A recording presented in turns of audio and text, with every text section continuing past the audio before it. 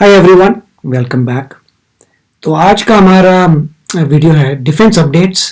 Taiwan national day, DRDO Rudram test, Tejas secrets data leaked. काफ़ी मज़ेदार लग रहा है ये वीडियो। और इससे पहले के वीडियो को शुरू करें, प्लीज़ मेक श्योर करिए कि आपने सब्सक्राइब कर लिया हमारे चैनल को और नोटिफिकेशन का बेल आइकन आपने प्रेस कर लिया, जिससे आपको नोटिफिकेशन आते रहे हमारे। फाइनली, अगर आपको अच्छा लगे हमारा वीडियो तो प्लीज लाइक एंड शेयर। चलिए शुरू करते हैं। हेलो डिफेंस लवर्स, आज की टॉप हेडलाइंस कुछ इस प्रकार है। दुश्मन को अंधा बना देने वाली काबिलियत रखने वाली एंटी रेडिएशन मिसाइल का किया गया है सफल परीक्षण। भारत के फाइटर एयरक्राफ्ट की सेंसिटिव इंफॉर्मेशन पाकिस्तान को पास करने के आरोप में एचएएल का एक एम्प्लॉय गिरफ्तार। एलएसी के माउंटेन पासेस पर 24 घंटे नजर रखने के लिए एंटीडार्क में इस्तेमाल करना चाहती है हेलिकाइट्स और मिनी एरोस्टेट। चाइनीज एम्बेसी को ताइवान वाले लेटर के जवाब में भारतीय विदेश मंत्रालय और ताइवान विदेश मंत्रालय से मिला मुंहतोड़ जवाब। और यूके भारत के साथ मिलकर विकसित करना चाहता है भविष्य की टेक्नोलॉजी। आज की न्यूज शुरू करने से पहले टीम डिफेंस स्क्वाड की तरफ से ताइवान को उनके इस आने वाले नेशनल डे के लिए ढेर सारी शुभकामनाएं। हम उम्मीद करते हैं कि आने वाला समय भारत और ताइवान के रिश्तों को और भी मजबूत करेगा। और हम चाहते हैं कि आप इस वीडियो के कमेंट सेक्शन में ताइवान को उनके नेशनल डे के ऊपर ढेर सारी शुभकामनाएं दें। और केवल इस कमेंट सेक्शन में ही नहीं, बल्कि आप ट्विटर पर भी जाएं, इस वीडियो को शेयर करें और हैशटैग ताइवान नेशनल डे के साथ हमें भी टैग करें, ताइवान के ऑफिशियल्स को भी टैग करें और उनको भी टैग करें जिनको सबसे पहले टैग किया जाना चाहिए। यानी कि वो जो ये सोचता है कि इस रीजन में जो है सब उसका ही है, बाकी उसके अलावा जो यहाँ पर है वो बस टाइम पास के लिए है। आप समझ ही गए होंगे हम किसकी बात कर रहे हैं। तो चलिए बढ़ते हैं हमारी आज की न्यूज की तरफ। हमारी आज की पहली खबर है Rudram 1 next generation anti radiation missile को लेकर, जिसका आज बे ऑफ बंगाल के ऊपर से इंडियन एयरफोर्स के सुखोई 30 MKI फाइटर से एक सफलतापूर्वक परीक्षण किया गया है। और लगभग एक महीने में डीआरडीओ द्वारा विकसित किया गया ये 8वां मिसाइल सिस्टम है जिसका सफल परीक्षण किया गया है। और डीआरडीओ के इन 8 मिसाइल सिस्टम्स के बारे में हमने आज अपने डिफेंस ज्ञान सीरीज में एक वीडियो भी अपलोड की है, जिसमें हमने आपको बताया है कि ऐसे क्या कारण हो सकते हैं जिसके चलते डीआरडीओ ने करीब 8 अलग अलग तरह की मिसाइल्स को इतने कम समय में टेस्ट किया है। तो अगर आपने वीडियो नहीं देखी है तो उसका लिंक आपको इस वीडियो के आई बटन में मिल जाएगा। और बाकी अगर बात करें आज के न्यू जनरेशन की एंटी रेडिएशन मिसाइल के परीक्षण की, तो ये इंडियन एयरफोर्स के लिए विकसित की गई भारत की पहली स्वदेशी एंटी रेडिएशन मिसाइल है। और आज के परीक्षण में इस मिसाइल ने पिन पॉइंट एक्यूरेसी के साथ अपने रेडिएशन टारगेट को डिस्ट्रॉय किया है। और बता दें कि इस तरह की एंटी रेडिएशन मिसाइल्स का इस्तेमाल मुख्य रूप से दुश्मन की रडार्स, उनकी कम्युनिकेशन साइट्स और अन्य रेडियो फ्रिक्वेंसी एमिटिंग टारगेट्स को डिस्ट्रॉय करने के लिए किया जाता है। यानी कि अगर आप इसे आसान भाषा में समझें तो आप ये समझ लीजिए कि इस तरह की एंटी रेडिएशन मिसाइल दुश्मन को अंधा कर सकती है, क्योंकि जो रडार्स होती हैं वो आंखों की तरह काम करती हैं। यानी कि उन्हीं की मदद से टारगेट को डिटेक्ट किया जाता है, उन्हीं की मदद से टारगेट को ट्रेस किया जाता है। अगर आप उन आंखों को ही खराब कर दें तो फिर आप टारगेट को आंखें डिटेक्ट करेंगे कैसे, और आपको मालूम कैसे पड़ेगा कि वो टारगेट है कहाँ पे। तो आप इसी बात से अंदाजा लगा सकते हैं कि इस तरह की एंटी रेडिएशन मिसाइल कितनी महत्वपूर्ण भूमिका निभाती है। और इस मिसाइल की जो रेंज है वो 100 से 250 किलोमीटर तक है। और फिलहाल तो इसे सुखोई 30 MKI फाइटर्स में ही इंटीग्रेट किया गया है और सुखोई फाइटर्स ही इसके प्राइमरी टेस्ट प्लेटफॉर्म है। लेकिन इस मिसाइल को मिराज 2000, सेपेकेट जैगवार, LCA तेजस और तेजस MK2 जो कि फिलहाल अंडर डेवलपमेंट स्टेज में है, इन सभी से भी लॉन्च किया जा सकेगा। बाकी इस मिसाइल के बारे में डिटेल वीडियो पहले बना चुके हैं जो आपको हमारे चैनल पर मिल जाएगी। और ये भी बता दें कि ये डीआरडीओ का कोई आखिरी परीक्षण नहीं है, बल्कि अभी इसके बाद और भी कई सारे परीक्षण होने हैं। आज महाराष्ट्र एटीएस ने नासिक में एचएएल की औजार यूनिट में काम करने वाले एक एम्प्लॉय को पाकिस्तान के लिए जासूसी करने के आरोप में गिरफ्तार किया है। और सोर्सेज के मुताबिक एचएएल में काम करने वाले इस 41 साल के एम्प्लॉय पर आरोप है कि इसने पाकिस्तान की आईएसआई एजेंसी को भारत के फाइटर एयरक्राफ्ट की सेंसिटिव डिटेल्स और साथ ही एचएएल की भी कुछ कॉन्फिडेंशियल इंफॉर्मेशन पास की है। और ये भी कहा गया है कि जिन फाइटर एयरक्राफ्ट की सेंसिटिव डिटेल्स इसने आईएसआई को सौंपी है उनमें LCA तेजस फाइटर्स की डिटेल भी शामिल है। और इंटेरोगेशन में इस बात का खुलासा हुआ है कि पाकिस्तान की आईएसआई ने एचएएल के इस एम्प्लॉय को हैंडट्रैप किया था। और इस एम्प्लॉय का कहना है कि वो पाकिस्तान की इंटेलिजेंस एजेंसी आईएसआई के साथ लगातार टच में था और उसने इंडियन फाइटर एयरक्राफ्ट और कुछ सेंसिटिव डिटेल्स आईएसआई को सौंपी है। और ऑफिशियल सीक्रेट एक्ट 1923 के तहत अब इस एचएएल एम्प्लॉय के खिलाफ केस दर्ज किया गया है। और आरोपी से 5 सिम कार्ड और 2 मेमोरी कार्ड के साथ 3 मोबाइल हैंडसेट भी बरामद हुए हैं, जिन्हें फॉरेंसिक साइंस लेबोरेटरी में आगे की जांच के लिए भेज दिया गया है। और बता दें कि एचएएल के जिस नासिक यूनिट से ये एम्प्लॉय गिरफ्तार हुआ है, वहाँ पे एचएएल LCA तेजस और सुखोई 30 MKI फाइटर्स को जो मैन्युफैक्चर करती है लेकिन इसी के साथ यहाँ पर MiG-21 और सुखोई 30 फाइटर्स की ओवरहॉलिंग भी की जाती है। मीडिया सोर्सेस के मुताबिक पूर्व लद्दाख में LAC पर भारत और चीन के बीच चल रहे तनाव के बीच अब इंडियन आर्मी माउंटेन पासेस पर सर्विलेंस करने के लिए हेलिकाइट्स और मिनी एरोस्टेट्स का इस्तेमाल करने पर काम कर रही है। आर्मी सोर्सेस के मुताबिक इस रीजन के जो पासेस हैं उन्हें हर समय सर्विलेंस पर रखने की जरूरत है और इसके लिए हमें ऐसे एरियल प्लेटफॉर्म चाहिए जो कि day and night cameras, thermal इमेजर्स और यहाँ तक कि रिकॉर्डिंग और ट्रांसमिटिंग फैसिलिटीज के साथ भी आए। और एक सीनियर ऑफिशियल के मुताबिक इस रीजन में ट्रूप्स की जो मूवमेंट है वो काफी ज्यादा मुश्किल होती है और वैसे भी सर्दियों के मौसम में जब यहाँ पर बहुत ही ज्यादा बर्फबारी होती है तो ऐसे में LAC पर दोनों तरफ के ट्रूप्स की जो डिप्लॉयमेंट है वो कम हो जाती है। लेकिन इस बार की स्थिति पहले की स्थिति से काफी अलग है और इस बार ट्रूप्स की डिप्लॉयमेंट को कम करने का कोई भी मतलब नहीं बनता है और इसलिए अभी सीमा पर जो हालात हैं ऐसी स्थिति में यहाँ के माउंटेन पासेस को हर समय सर्विलेंस पर रखने की जरूरत है और इसलिए इंडियन आर्मी इस काम के लिए हेलिकाइट्स और मिनी एरोस्टेट्स को इस्तेमाल करने की योजना बना रही है। और आर्मी का कहना है कि इन हेलिकाइट्स और मिनी एरोस्टेट्स की जरूरतों को पूरा करने के लिए उनका जो टेंडर है वो प्राइवेट इंडस्ट्री के लिए भी ओपन है। और जबकि इस रीजन में लोकल सर्विलियंस और टैक्टिकल इंटेलिजेंस गैदरिंग के लिए Indian army already small drones का इस्तेमाल कर रही है, लेकिन ड्रोन्स के साथ एक प्रॉब्लम यह है कि इन्हें ऑपरेटर द्वारा एक एक्टिव फ्लाइंग कंट्रोलर चाहिए होता है। साथ ही इनका फ्लाइंग टाइम, रेंज और अल्टीट्यूड ये सब लिमिटेड होता है। वहीं इसके विपरीत जो हेलिकाइट्स या एरोस्टेट्स होते हैं उनमें इस तरह की लिमिटेशंस नहीं होती हैं। और जबकि चाइना तो तिब्बत में सर्विलेंस करने के लिए इस तरह के एरोस्टेट्स को पहले ही डिप्लॉय कर चुका है और 2007 और 2008 में इंडियन एयरफोर्स ने भी इजराइल से 2 एरोस्टेट्स को खरीदा था और उसके बाद फिर इंडियन एयरफोर्स ने ऐसे ही 8 और प्लेटफॉर्म्स की जरूरत बताई थी। इसके अलावा एक रिपोर्ट यह है कि HAL का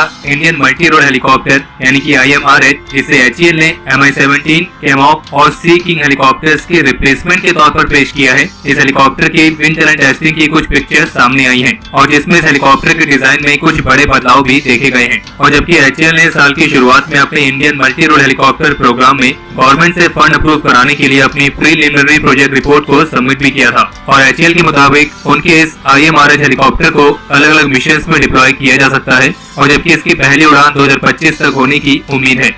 आगे बढ़ने से पहले हमारी आज की क्विज के टॉप 3 विनर्स हैं अभिनंदन सिंह, सचिन गुरिया और श्रीराज राजन। इन तीनों विनर्स को हमारी तरफ से कॉन्ग्रेचुलेशंस और बाकी के अन्य पार्टिसिपेंट्स को अगली क्विज के लिए ऑल द बेस्ट। जापान के बाद अब यूके के साथ भी भारत अपने डिफेंस लॉजिस्टिक शेयरिंग पैक्ट को साइन करने की फाइनल स्टेज में है, जिसके साइन होने के बाद दोनों देश एक दूसरे के बेसिस और एयरफील्ड्स का इस्तेमाल फ्यूल, सप्लाईज और स्पेयर्स के लिए कर सकेंगे।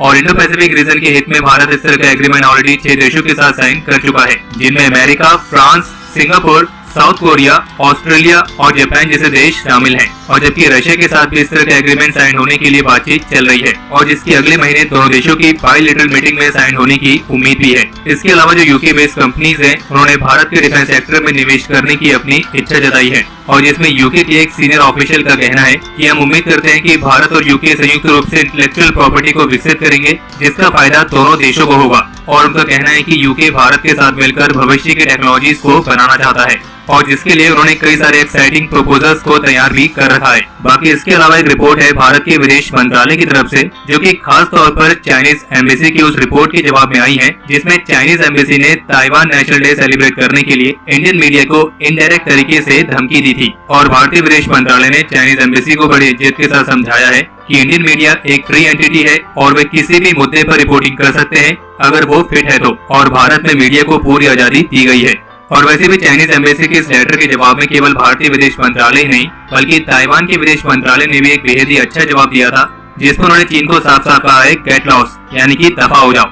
वैसे इतना कुछ हो जाने के बाद अब हमें लग रहा है कि चाइनीज एम्बेसी कहीं ये ना सोच रही हो कि उसने खामखा इंडियन मीडिया के खिलाफ इस तरह का लेटर जारी करके अपने लिए मुसीबत खड़ी कर दी, क्योंकि अभी तक जिन्हें नहीं भी मालूम होगा कि ताइवान का नेशनल डे आ रहा है अब तो उन्हें भी मालूम पड़ गया है। और क्या पता चाइनीज एम्बेसी की जिस पर्सन ने लेटर लिखा था उसने इसको लिखने से पहले क्या खाया था या फिर क्या सूंघा था।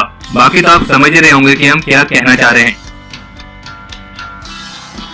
भारत सरकार ने इंडियन सैटेलाइट्स की लॉन्चिंग में जो 18% की जीएसटी लगती थी उसको हटाने का फैसला लिया है और भारत सरकार के इस फैसले का इंडियन स्टार्टअप कंपनीज की तरफ से स्वागत किया गया है। यानी कि अब इंडियन कंपनीज इसरो के रॉकेट का इस्तेमाल करके सैटेलाइट्स को लॉन्च कर सकती हैं और इसके लिए उन्हें अलग से 18% जीएसटी देने की जरूरत नहीं है, जो कि पहले उन्हें देनी पड़ती थी, जिसके कारण जो भारत के सैटेलाइट बिल्डर्स हैं वो अपने सैटेलाइट को किसी दूसरे देश के रॉकेट से लॉन्च करवाते थे। और जबकि पहले तो ये था कि इंडियन कंपनी को भारत में ही सैटेलाइट लॉन्च करने के लिए जीएसटी देनी पड़ती थी, लेकिन वहीं इसकी तुलना में अगर कोई फॉरेन कंपनी है और वो भारत में आकर अपने सैटेलाइट्स को लॉन्च कर रही है तो उसको 18% की जीएसटी में छूट मिलती थी। और जिस वजह से होता ये था कि अगर कोई इंडियन कंपनी अपने आप को एक फॉरेन कंपनी के तौर पर रजिस्टर करे और फिर उसके बाद वो भारत में आकर सैटेलाइट को लॉन्च करे तब उसको जीएसटी नहीं देना पड़ता था। लेकिन वहीं अगर वो एक इंडियन कंपनी के तौर पर ही रजिस्टर है और वो भारत में ही इसरो के रॉकेट से सैटेलाइट को लॉन्च करना चाहती है तो उसको 18% जीएसटी देनी पड़ती थी। लेकिन अब भारत सरकार ने इस अजीब सी प्रोसेस को हटा दिया है। बहुत ही बढ़िया वीडियो था और मैं कहूंगा कि इसमें कुछ बहुत ही स्ट्रेटेजिक खबरें हैं। पहली बात तो थी ताइवान नेशनल डे की। अब ये कब से मतलब हम लोग कह रहे हैं कि जिस तरीके से चाइना जो है इंक्रोच कर रहा है, मतलब हमारी टेरिटरी लेने की कोशिश कर रहा है, लद्दाख में देखिए, अरुणाचल प्रदेश में देखिए, फिर कुछ ऐसे हमारे सिटीजन्स थे जिनको उन्होंने अबडक्ट कर लिया था और बाद में उनको कहा था कि क्या लद्दाख, हमें क्या पता लद्दाख क्या है, राइट। और उसके बाद जो है जिस तरीके से आप बॉर्डर पे टेंशन इसलिए शुरू हो रही है क्योंकि इंडिया ने इंफ्रास्ट्रक्चर इंप्रूव करना शुरू कर दिया है।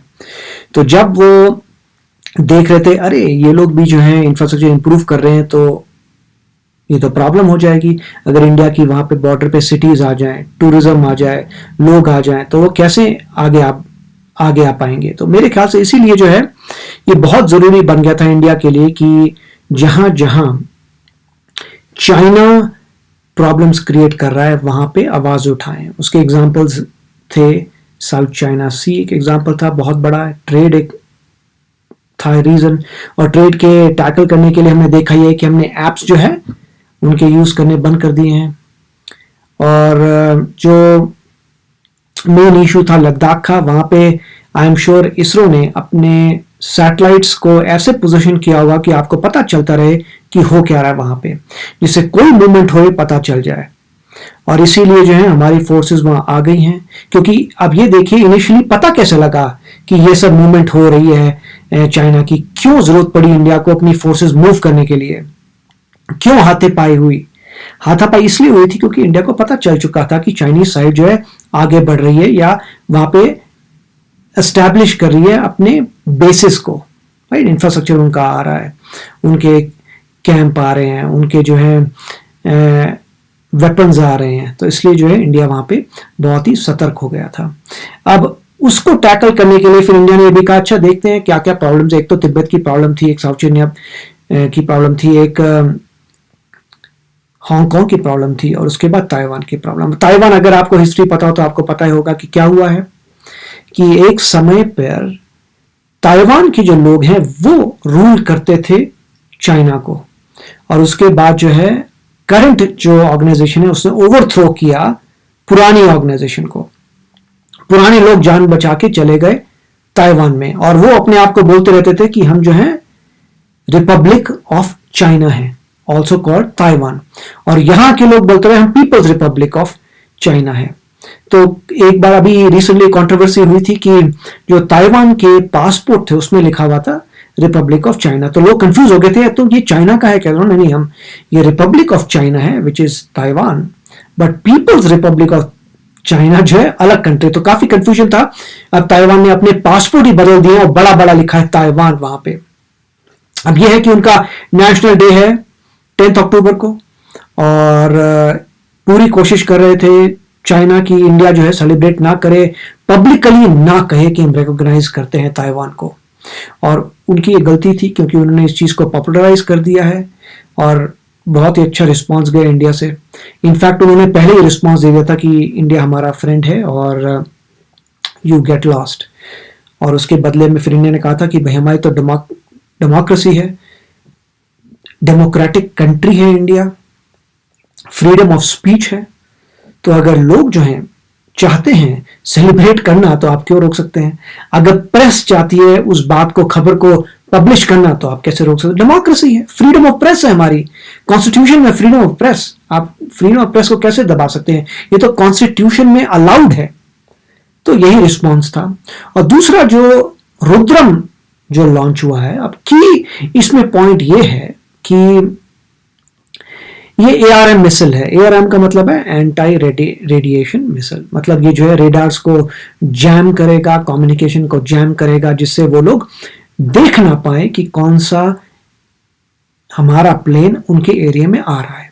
ठीक है, और ये गैप था क्योंकि चाइना में ARM मिसाइल्स मेरे ख्याल से 1990 से ऑलरेडी हैं। उनके बाद 4 तरीके के ARM मिसाइल्स हैं और कुछ खरीदे हुए हैं, कुछ उन्होंने खुद इंप्रूव किए, खुद बनाए हैं 1990 से। उसी तरीके से इंडिया के पास भी ARM काफी समय से होंगे। यहां पे जो ग्रेट न्यूज ये है कि हमने अब इंडिजिनसली खुद ही एक ARM मिसाइल बनाया है।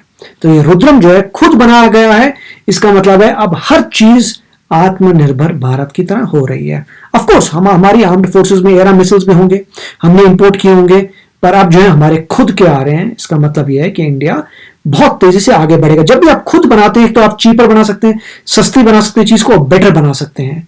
तो जितने भी DRDO जो गैप थे हमारे, उनको फिल कर रहा है कि अगर चाइना के पास ये आर्सेनल है तो इंडिया ने कहा अच्छा हमारे पास ये आर्सेनल है, जो जो गैप्स है उनको फिल करो, प्लस अपने इंडिजिनस प्रोजेक्ट्स उनको आगे लेके आओ और फटाफट कंप्लीट करो। उससे ये क्लियर हो जाएगा कि इंडिया जो है प्रिपेयर्ड है और इनफैक्ट तुमसे ज्यादा बेटर भी हो सकता है। ज्यादा बेटर क्यों? क्योंकि जैसे स्मार्ट मिसाइल जो थी वो चाइना के पास नहीं है। तो DRDO वो चीजों को ला रहा है जो इंडिजिनस नहीं है, मतलब पहले इंपोर्ट होती थी अब खुद बनाते हैं, प्लस दूसरी चीजें जो औरों के पास नहीं है। और दूसरी बात ये स्पाइस की, जो तेजस सीक्रेट की बात रही है, स्पाइस तो पाकिस्तान के डेफिनेटली इंडिया में है और इंडिया के स्पाइस पाकिस्तान में है। और एस्टैब्लिशमेंट को ऐसा होना चाहिए कि पता चल जाए कि कौन इसमें से स्पाई है कौन नहीं है। उसके लिए इंटेलिजेंस चाहिए और बहुत अच्छी बात है कि इवेंचुअली इंडिया ने पता कर लिया है कि कौन लोग हैं, वो जो कौन बंदा था जो सीक्रेट्स हमारी पाकिस्तान को दे रहा है। और उसमें रिसर्च ये होगी कि कैसे पाकिस्तान ने, ISI ने कैसे इस इंसान को रिक्रूट किया, क्यों इस इंसान को रिक्रूट किया, ये आया कैसे, ये बना कैसे स्पाई। सारी एजेंसीज होती सबसे पहले ये पता करने की कोशिश करती कि हुआ कैसे, उन्होंने किस तरीके से हमारे किसी भी सिटीजन को अपनी तरफ रखा, कैसे उसको स्पाई बनाया। और यही एक रीजन था कि जब आप देखते हैं कि US में कुछ लोग जो हैं फाइट करने गए थे इराक में, सद्दाम हुसैन के साथ फाइट करने गए थे, कुछ लोग सीरिया गए थे, कुछ लोग जो हैं आइसिल जिसे बोलते हैं उसके पास गए थे USA से। सो पहला काम जो CIA ने किया था वो ये कि पता करना कि क्यों, और उनको पता लगा, उनको रेडिकलाइज किया है, उनको वीडियोस दिखाए हैं, उनको उनकी धीरे से शादियां कर दी अपने लोगों से, धीरे धीरे किस तरीके से उन्होंने इन लोगों का घेरा किया, कैसे इनको कन्वर्ट किया और फिर ये सब किया। तो मेरे ख्याल से इंडियन गवर्नमेंट भी मोस्ट लाइकली जो है वो अब इन्वेस्टिगेट करेगी कन्वर्ट कैसे किया उन्होंने हमारे सिटीजन को एज अ स्पाई, और क्या कर सकते हैं कि अगली बार जल्दी पता लगे कि कैसे स्पाइस को पकड़ा जाए। और तेजस क्योंकि हमारा इंडिजिनस है, और आपको पता ही होगा जैसे बहुत सारी चीज़ें हैं पाकिस्तान में वो जो बनी हैं वो टेक्नोलॉजी ट्रांसफ़र से बनी है। मतलब चाइना ने टेक्नोलॉजी दे दी, इधर उधर से चोरी कर ली। ये मैं नहीं कह रहा, ये न्यूज़ कह रही है, मेरा ओपिनियन नहीं है। आप न्यूज़पेपर खोल के देखिए कि उनके जो न्यूक्लियर साइंटिस्ट थे उन्होंने एक ब्लैक मार्केट चालू की हुई थी बेचने की, और वो किस तरीके से टेक्नोलॉजी को दूसरी कंट्री से चोरी करते थे, एक्वायर करते थे। एक्वायर करना तो होता है लीगली, बट ये एक्वायरिंग है इलीगली, चोरी भी कह सकते हैं कि आपने वहां से किस तरीके से इंटेलेक्चुअल प्रॉपर्टी उठाई और यूज की। तो अब ये तेजस इंडिजिनस है और देखते हैं कि कितना डैमेज हुआ है, परंतु इंडिया रुकने नहीं वाली। अब तेजस आ गया, तेजस आगे बढ़ता चला जाएगा और एक ऐसा समय आएगा कि इंडिया जो है तेजस को एक्सपोर्ट करेगा अपने एलाइज को या अपने नेबर्स को, जिससे इन्फ्लुएंस बढ़ा रहे। और बहुत ही अच्छा वीडियो था, तो फिर मिलेंगे, बाय बाय। तो अगर आप मेरे इस चैनल पे नए हो तो जल्दी से सब्सक्राइब के बटन को हिट करो और बेल आइकन को क्लिक करो, ताकि आपको मेरा जब नया वीडियो मैं लगाऊं आपको उसके बारे में जल्दी से पता चल जाए।